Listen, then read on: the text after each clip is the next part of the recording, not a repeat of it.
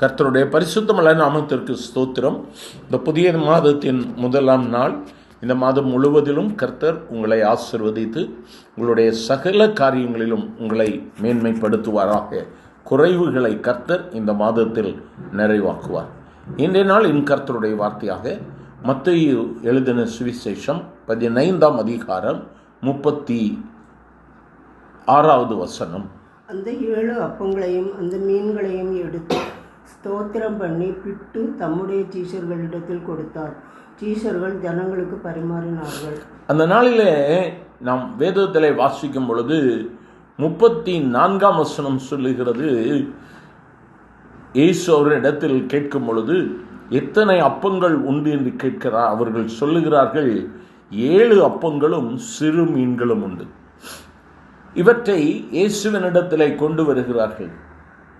ஜனங்களை பந்தி இருக்க சொல்லுகிறார். இப்பொழுதுதான் அற்புதம் நடக்கிறது. அந்த 7 அப்பங்களையும் மீன்களையும் எடுத்து ஸ்தோத்திரம் பண்ணி சீஷர்களிடத்திலே கொடுக்கிறார். அவர்கள் ஜனங்களுக்கு கொடுத்தார்கள். வேதம் சொல்லுகிறது, எல்லாரும் சாப்பிட்டு திருப்தி அடைந்தார்கள். மீதியான துணிக்கைகள் 7 கூடை நிறைய எடுக்கப்பட்டது. எனக்கு அருமையான தேவ பிள்ளைய, ஒருவேளை பற்றாக்குறைகள் உன் வாழ்வில் இருக்கலாம், குறைவுகள் உன் வாழ்வில் இருக்கலாம். ஆனால் இன்னைக்கு ஆண்டவரும் கூட பேசிட்டு இருக்கார். உனக்குள்ளதை முதல்ல ஆண்டவர்கிட்ட கொடு. முதல்ல ஆண்டவர்கிட்ட கொடு. ஆண்டவர் அதை ஆசீர்வதித்து உன்கிட்ட கொடுப்பார். அதை நீ உன் வாழ்வில் இந்த மாதம் முழுவதுக்கும் நீ உபயோகப்படுத்து.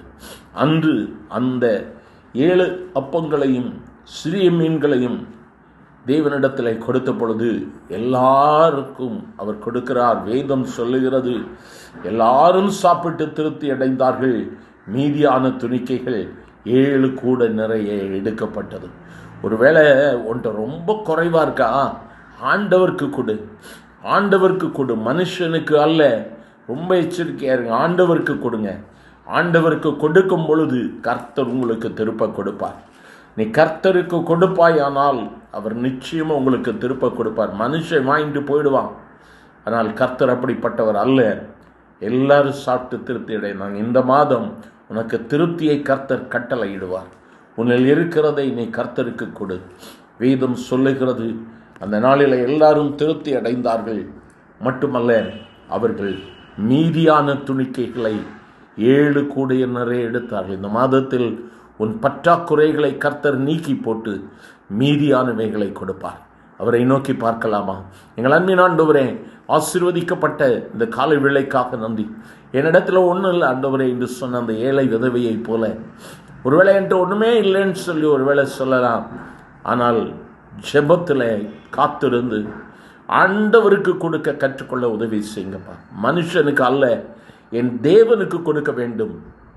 அதை கர்த்தர் பெருக பண்ணுவார்.